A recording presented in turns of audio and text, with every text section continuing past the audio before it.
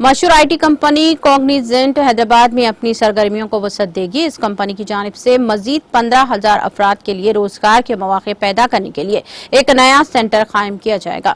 وزیر اعلیٰ ریونت ریڈی نے امریکہ کے دورے کے موقع پر ریاستی وزیر انفارمیشن سریدر بابو نے کمپنی کے سی او اور دیگر ذمہ داروں سے ملاقات کرتے ہوئے ریاست میں سرمایہ کاری کے سلسلے میں تبادلہ خیال کیا۔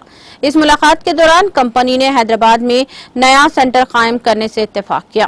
کمپنی 20,000 ملازمین کی خدمات حاصل کرے گی۔ وزیر اعلیٰ نے اس موقع پر کہا کہ حکومت آئی ٹی شعبے کے لیے مثبت ماحول پیدا کرنے کے لیے پرعزم ہے۔ انہوں نے امید ظاہر کی ہے کہ نئی مرکز کے قیام کے ساتھ ہی تمام عالمی ٹیکنالوجی والی کمپنیاں حیدرآباد کو اپنی اہم منزل کے طور پر منتخب کریں گی۔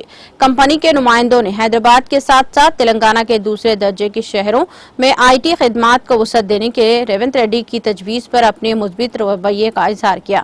وزیر آئی ٹی سریدر بابو نے کہا کہ تمام سرکردہ ٹیک کمپنیاں پہلے ہی حیدرآباد کی طرف دیکھ رہی ہیں اور یہاں ایک نیا مرکز قائم کرنے کا اس کمپنی کے فیصلے سے حیدرآباد کی ترقی میں تعاون حاصل ہوگا۔